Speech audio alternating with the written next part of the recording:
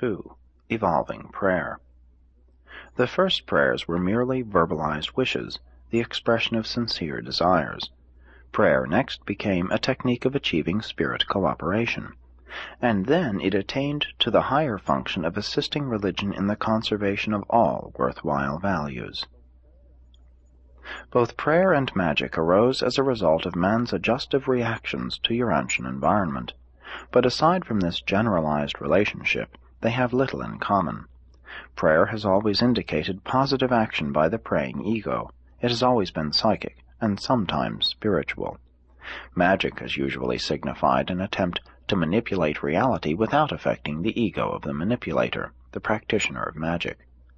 Despite their independent origins, magic and prayer often have been interrelated in their later stages of development. Magic has sometimes ascended by goal elevation from formulas through rituals and incantations to the threshold of true prayer. Prayer has sometimes become so materialistic that it has degenerated into a pseudo-magical technique of avoiding the expenditure of that effort which is requisite for the solution of Urantian problems.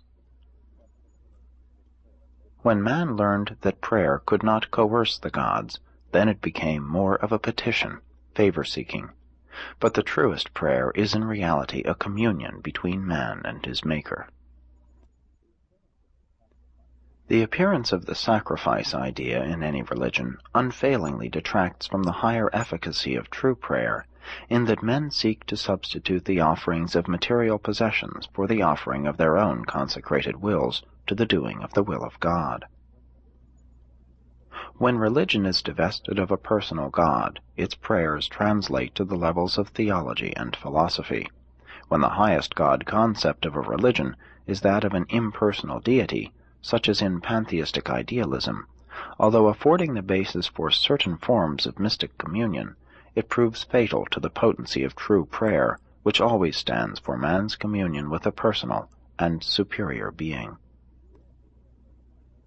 During the earlier times of racial evolution, and even at the present time, in the day-by-day experience of the average mortal, prayer is very much a phenomenon of man's intercourse with his own subconscious.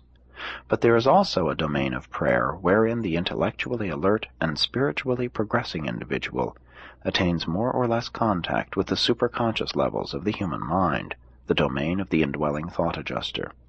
In addition, there is a definite spiritual phase of true prayer, which concerns its reception and recognition by the spiritual forces of the universe, and which is entirely distinct from all human and intellectual association.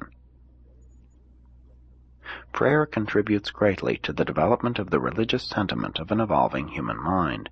It is a mighty influence working to prevent isolation of personality. Prayer represents one technique associated with the natural religions of racial evolution, which also forms a part of the experiential values of the higher religions of ethical excellence, the religions of revelation.